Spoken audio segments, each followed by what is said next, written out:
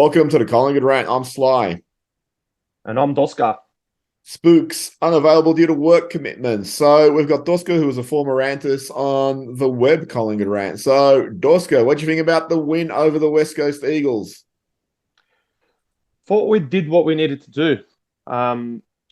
Obviously, mentally going into the game, for the players and the coaching staff, the main objective would have been just to fly to Perth and get the job done and So, get it done easily without well, getting any injuries. well, they didn't do that. So, Hoskin Elliott, McCreary, who was the other one? Johnson, also Bobby Hill. They all had slight injuries. And they didn't get it done easily. I mean, they started easy. They got quite a bit in front, and then they let West Coast turn it into a fucking wrestle. And, they came back pretty hard. They played really well until we crushed them in the last quarter. So what do you think about Eagles coming back the way they did?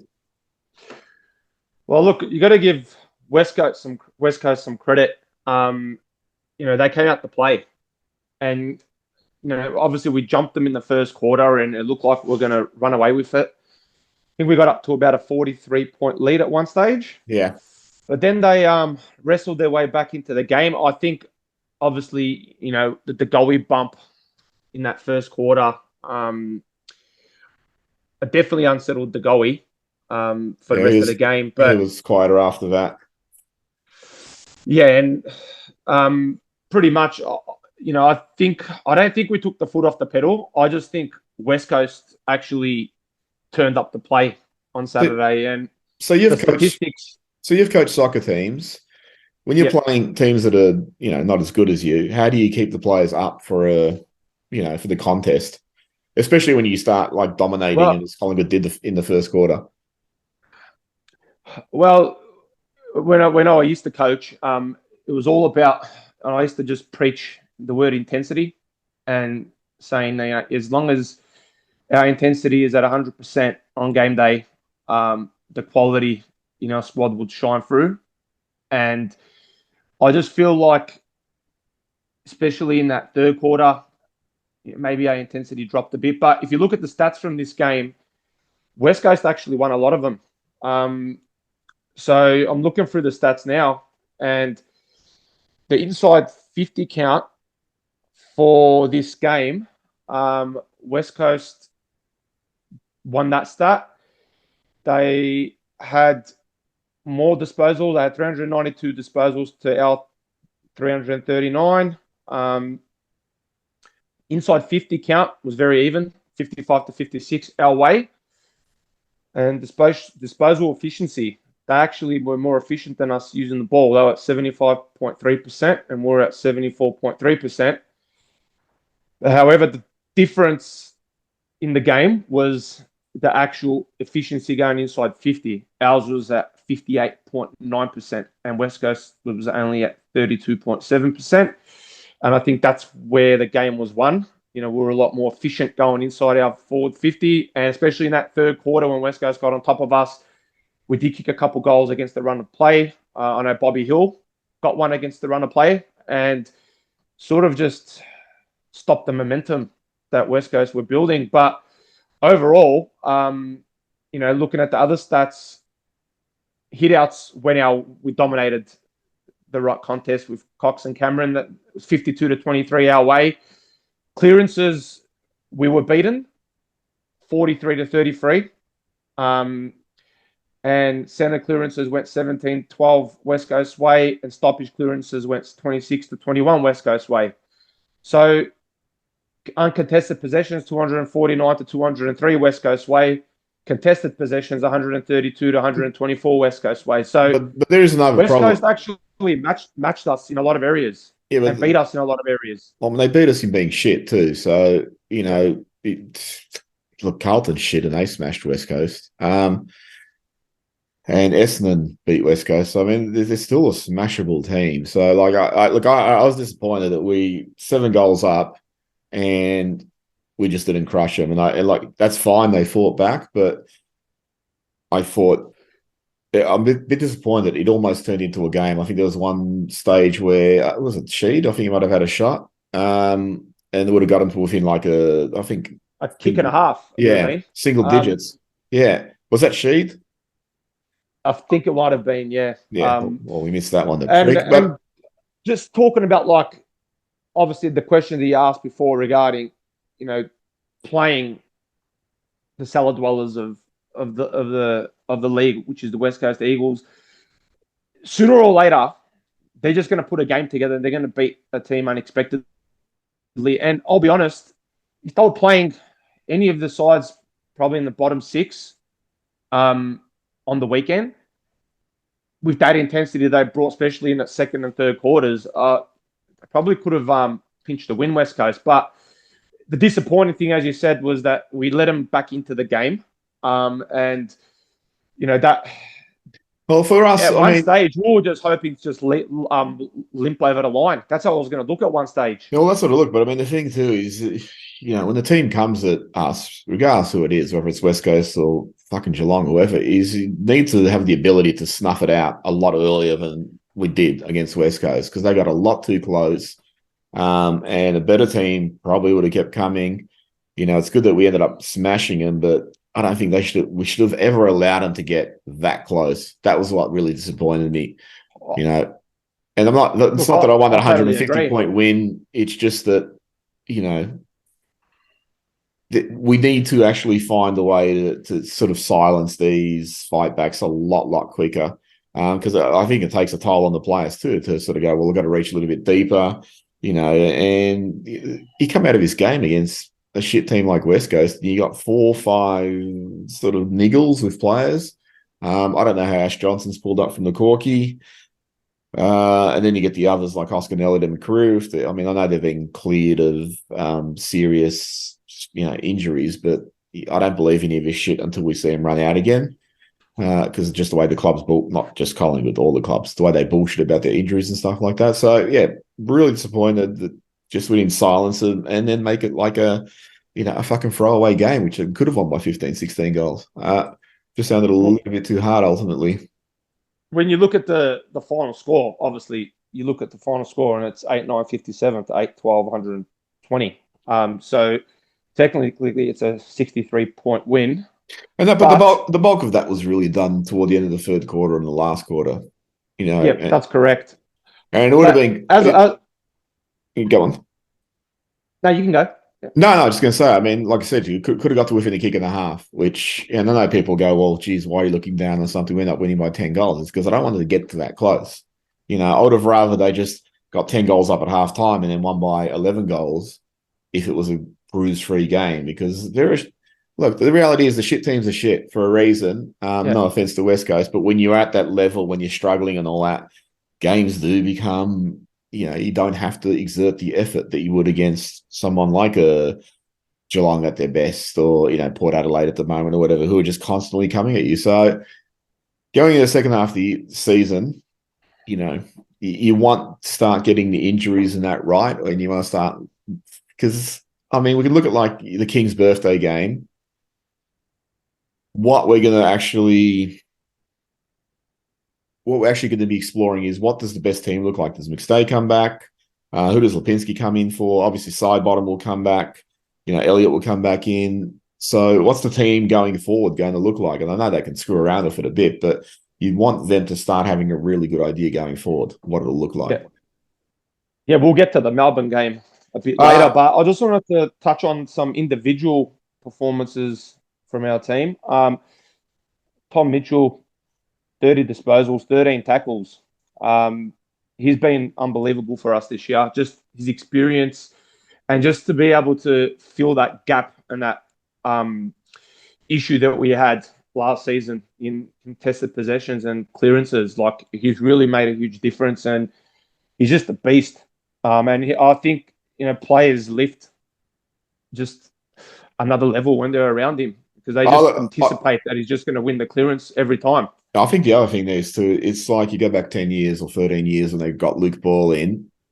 Once Luke Ball was in that midfield, and then Pendlebury could play a little bit more outside, and then everything started to click. Like people like Thomas and Wellingham, they could provide that run outside. When Ball wasn't there, then they had to go get their ball. So you don't get the same system and chemistry. And I think Mitchell being there now allows these other guys to not have to scrap for their own ball all the time. I mean, they're going to do it when they need to. I mean, De Goey and that do it, but it just in terms of the way that midfield works, the best midfields, they complement one another. It's like you look at Carlton, they've got about 15 inside midfielders there and they have no outside run. If they had a few more outside midfielders, it would complement the inside midfielders they do have. So, yeah, Mitchell's been really good. He's been sort of, I wasn't sure how good he was going to be, but he's really helped that midfield go up a level Yeah. and he's developing it. I mean, Adams, I thought that first half of his game was really, really good. It's probably the best game I've seen him play for a while. Oh, well, Adams' stats looked really good on the weekend. 23 disposals is at over 80% efficiency. And he kicked the goal, which was from outside 50, and also he did have a few assists to his name as well. And obviously with Adams, he's going to be important in the clearance department, and also he can lay a tackle. And I know that there's been question marks over his form and where he's going to be, where he's going to sit in our side like towards the end of the year. But I think Adams, if he's fit, he's a shoo-in in our best 22. I think he is too. I mean, he's just hard at it. Yeah. He's a good leader. I think sometimes he bites off a lot more than he can chew in terms of the way he's going to dispose of it. I think he needs to simplify his game at times. I think he tries to do a little bit too much, and just sometimes he just needs to do the basic things really well rather than trying to do the fancy things. And also Nick Dacos, He's still in the 30 team. disposals. I've been a supporter of this club for literally over 30 years. So I was too young to remember 1990. So in my time, probably the best prospect or young player that I've seen walk through our club. I'm sure, the older Collingwood supporters, will probably remember some of our other club greats. But in my time on this earth, this kid is something special. And the scary thing is, when he becomes a midfielder, because that's what he's going to become. He's going to become a full-time midfielder, and he's going to be sitting in the forward line while he's resting. He had 30 disposals on Saturday, and he kicked 3 goals, 1. Yeah, I thought his second half was the best I've seen him play for about the last 4 or 5 weeks because that was where it felt that I think the last few weeks he's gotten possessions, but I don't think they've been really impactful. I mean, they've been good, but this game when West Coast were coming, he went into the midfield and he helped turn it. And I haven't seen him do that for, like I said, since the Adelaide game or something. So no, he was really good. Look, I've been around a lot longer. He's probably including Nathan Buckley. I saw him when he was young. I think, then you get guys like Jaden Stevenson that first year, and that Nick's the best talent I've seen. I mean, even Buckley talks about him, just says, how special he is in how he reads the play. They've all talked about like if he was available 1 year earlier, if he was like, in the Collingwood list on 2021, Buckley was saying he would have played him because he was that good, and he's unbelievable. And he's really smart in the way he plays. I mean, he talked about that third goal, the easy one that Mychuk kicked to him when he was, alone up forward. And I think one of the commentators, Dunstall, said, I think he just snuck on from the bench. But they asked Nick Dacos and he goes, oh, well, I saw the way it was going. So he ran. So he read the play immediately to present an option, whereas some players might not have had that courage. It was a very dusty Martin goal. You see opposition supporters, obviously, very salty and anti-Collingwood. And, whenever Nick Dacos' name gets thrown up, it's always about, he's playing off the half-back lines, getting cheap kicks.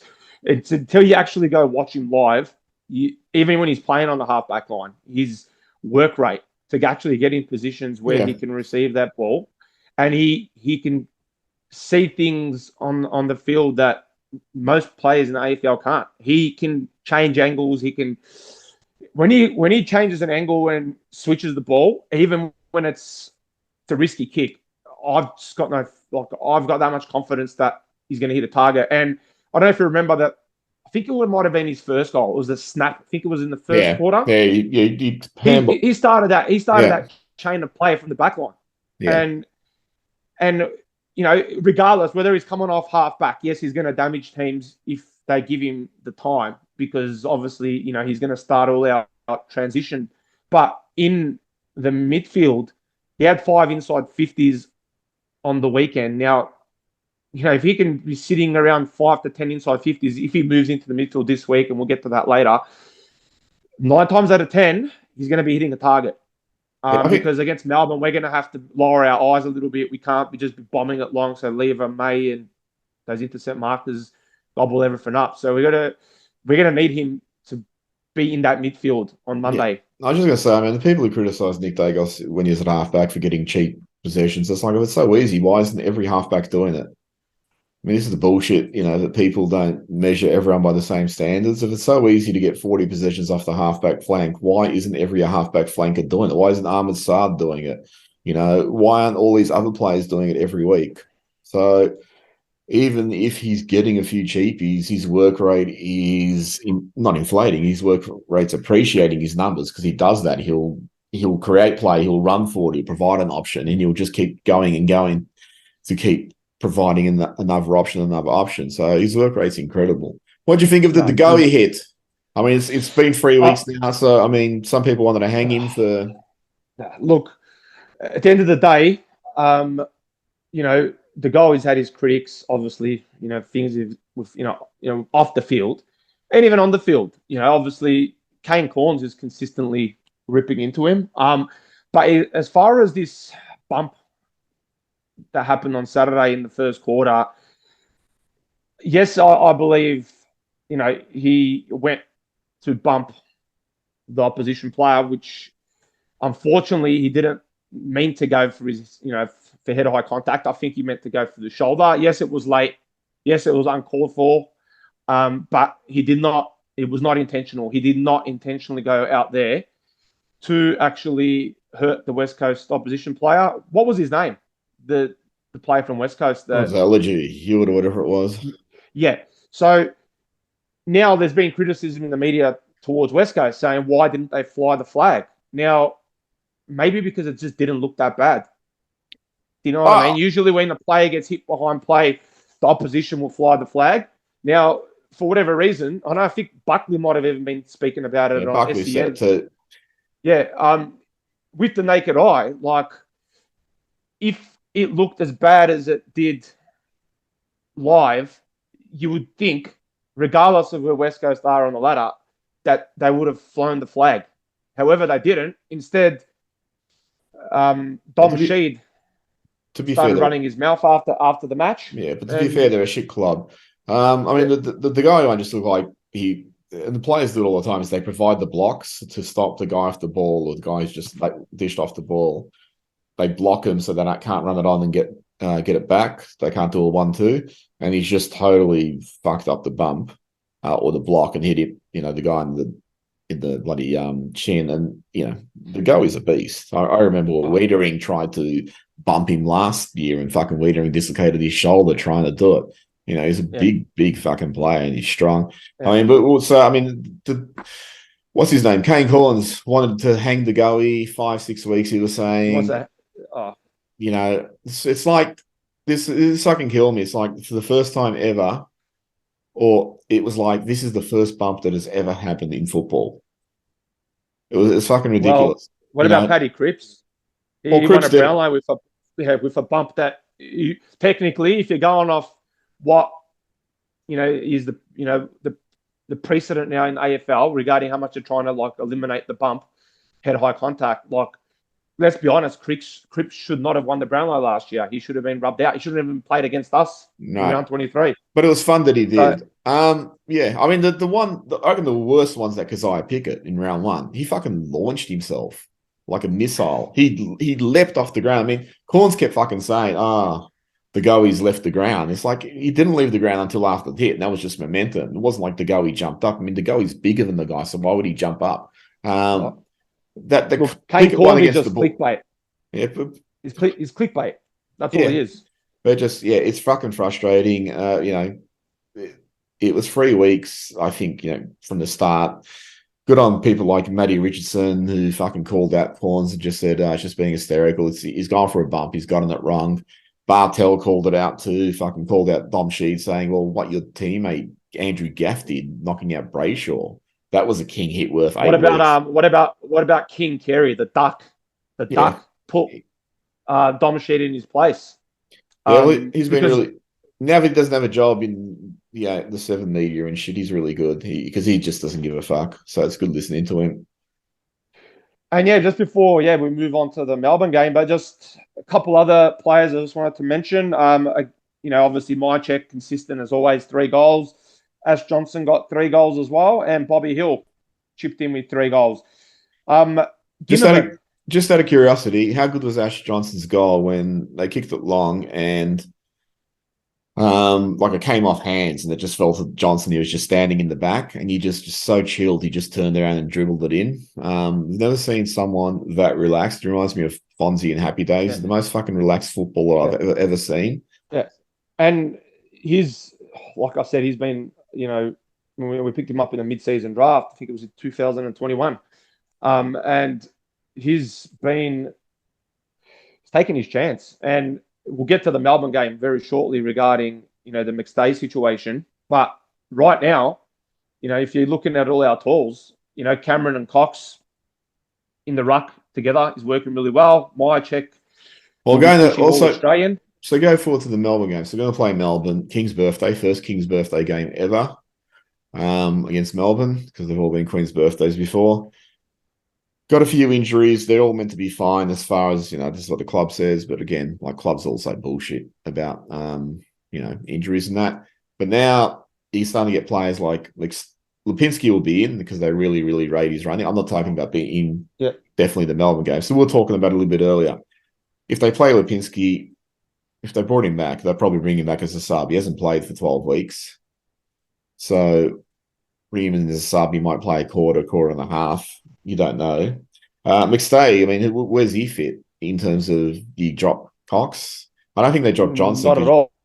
No, I wouldn't drop any of them. At the moment, I know it sounds, at the start of the year, we wouldn't have been talking like this. But if you're going to, if we're going off form and team balance and structure right now, Cox and Cameron's working really well in the ruck together. Obviously, one of them will drift forward when the other one's, obviously in the ruck. My check is sometimes I just wish he was 5 years younger because he's just getting better. The last few years, he's just taken it to another level. And, my check is I don't know, we're pushing to be in that 40-man Australian, All-Australian squad. I think he's you got my check. Yeah.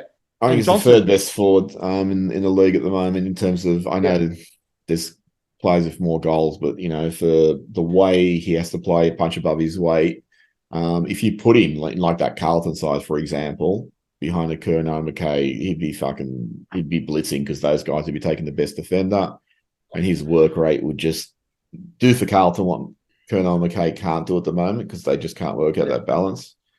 So right now, I think McStay and Ash Johnson will be fighting for that spot. But right now, obviously, Ash Johnson has been playing, especially on the weekend. He kicked 3 goals. Right now, I'll pick out Ash Johnson over McStay.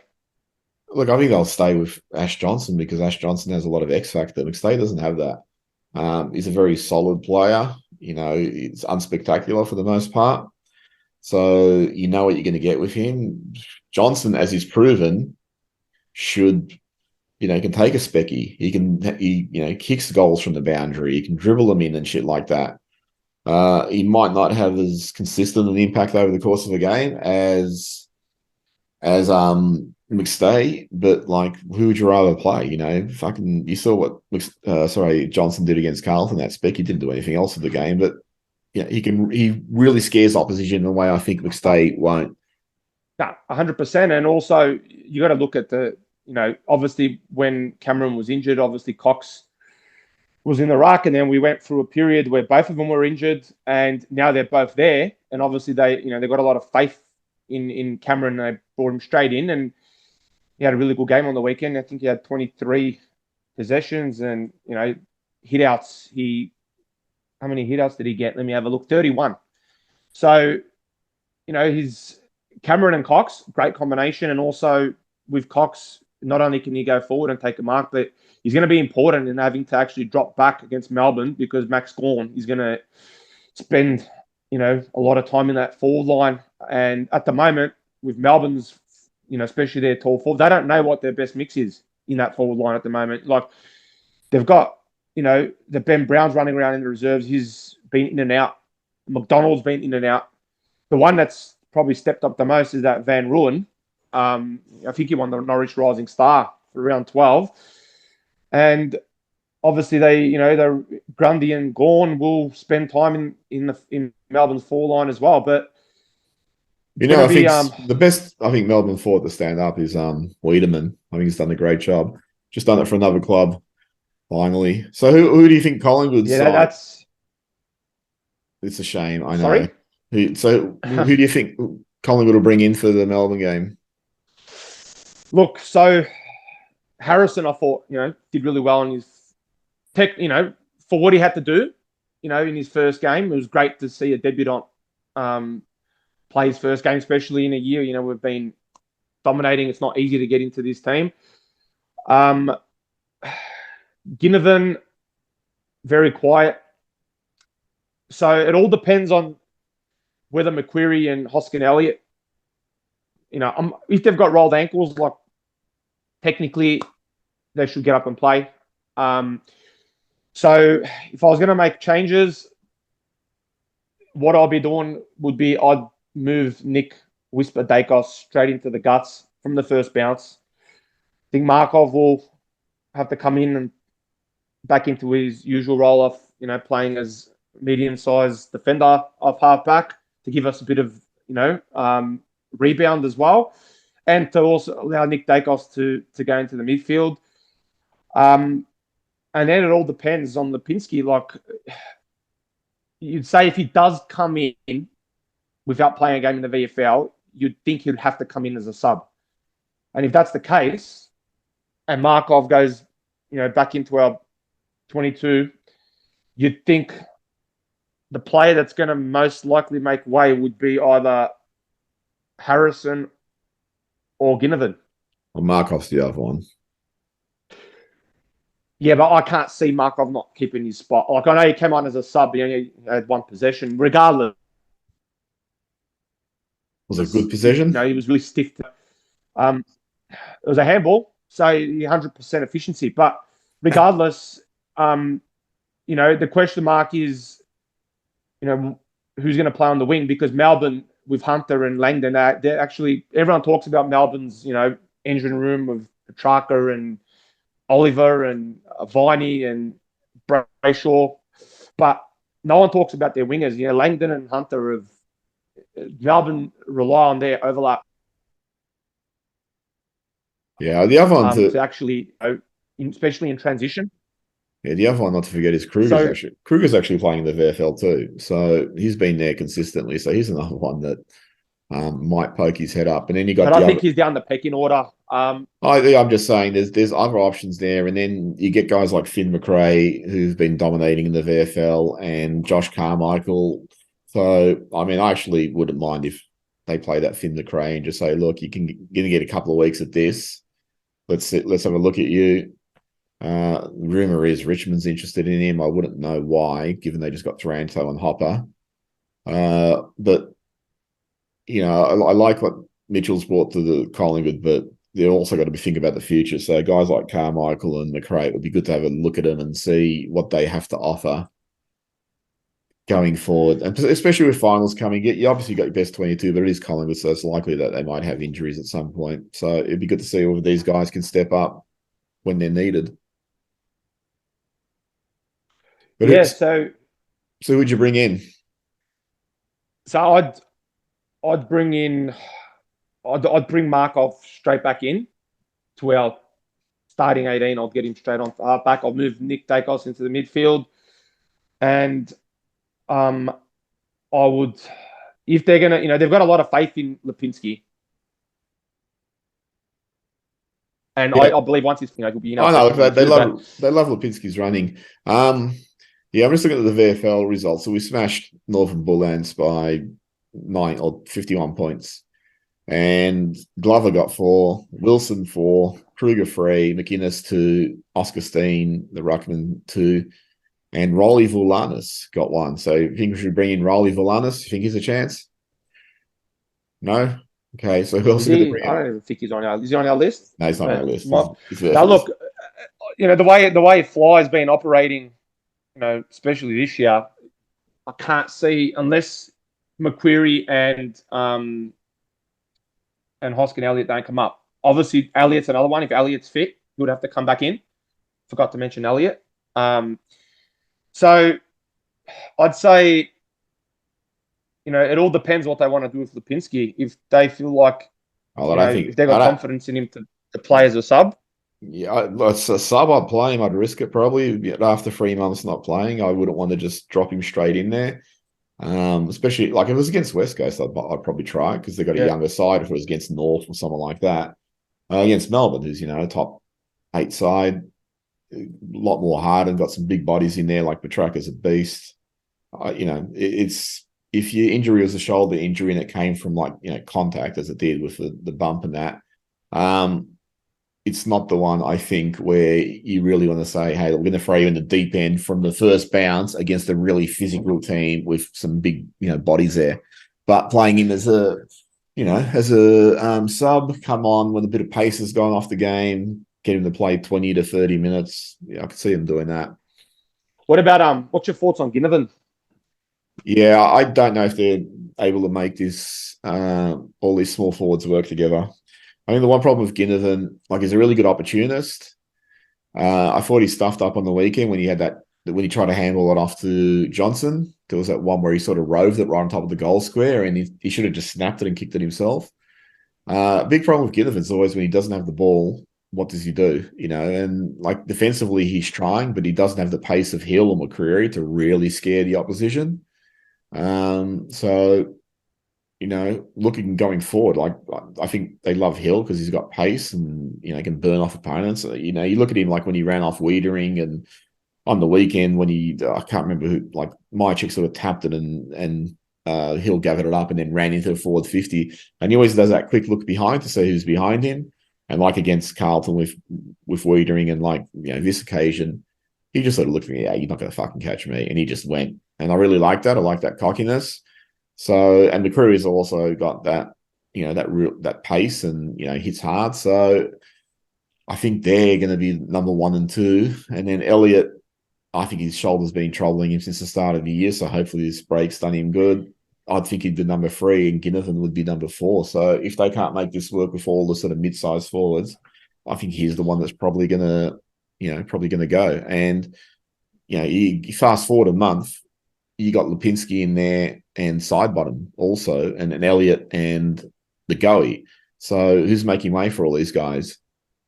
So obviously, Harrison's and that's where I think Markov will struggle to hold his spot. But yeah, going forward, I think you'll hold his spot. I think you'll hold his spot this week because Melbourne does have a lot of those medium-sized forwards like Fritsch and obviously, the one player that's been quiet for Melbourne the last couple of weeks is Cozzy Pickett. So I'm just hoping that we can keep him quiet again. But the big question mark for Melbourne is Oliver gonna play? Because he's coming off a hamstring. It would be over 21 days. And I know I've played soccer at a decent level down here. So I had a lot of hamstring problems, and when you've got a bye coming up, this is where Melbourne they're going to be assessing it and thinking, do we risk bringing Oliver back? Because they always talk about the 21-day mark being for a minor hamstring strain. Now, it's different going out to train. At training, you can push your body to a certain limit, but game day, you're playing on instinct. You're not, even though you might mentally go into a game thinking you're going to be, you're carrying an injury or you're coming back from an injury, but in the heat of the moment, in the contest, you're not going to think about it. And that's where a lot of players end up re-injuring themselves, especially with hamstrings and soft tissue. So with Melbourne, I know he had an infection as well on his foot they were talking about, but with Melbourne... Yeah, it turned his hair red. Did you notice that? Yeah.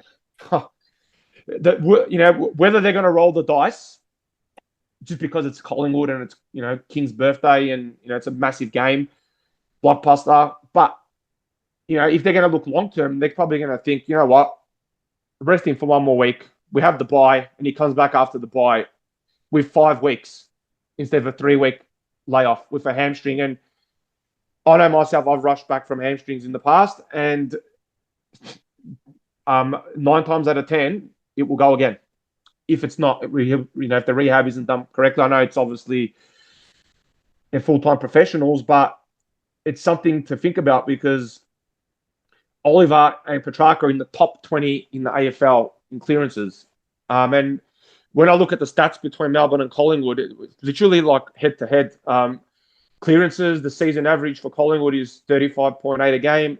For Melbourne, it's 35.3 a game. Stoppage clearances are 22.7 for Melbourne and 23.8 for Collingwood. Yeah, so centre clearances, Melbourne's averaging 12.6 a game this season, and we're averaging 12.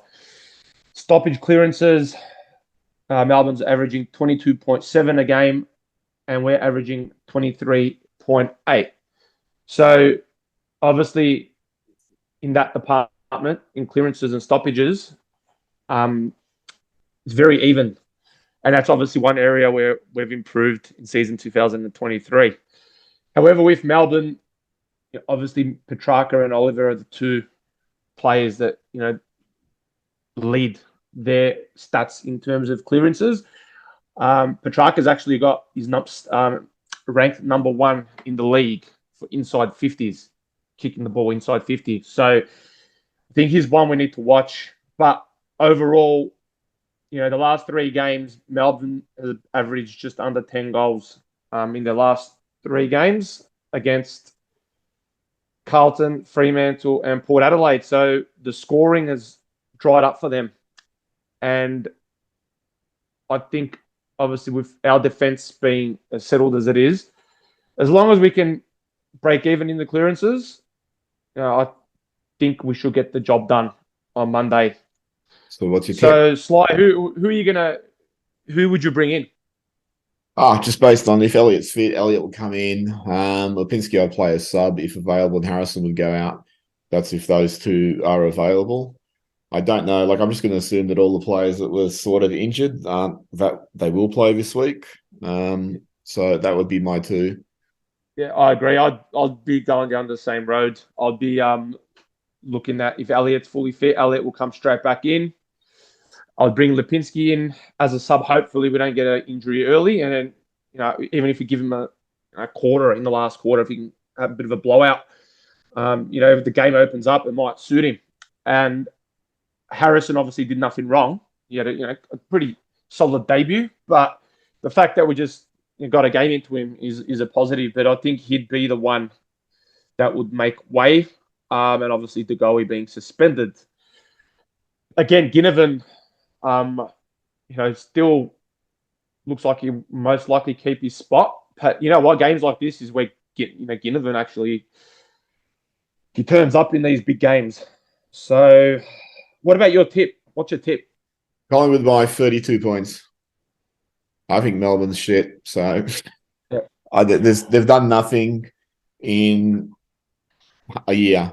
So and the year they won the flag is an asterisk year because it was COVID and things were interstate. The COVID Cup. Yeah. So he's got a really good midfield. Got the best ruckman. Oh, they got one of the best ruckmen in Gawn. Got a really good defense. Forward line, Bailey Fritsch is really, really good. Really like him. All the others are hit and miss. So yeah, and we've beaten, pretty much every time we've played them the last few years. So even when we were shit under Buckley, we beat them. So I tip us.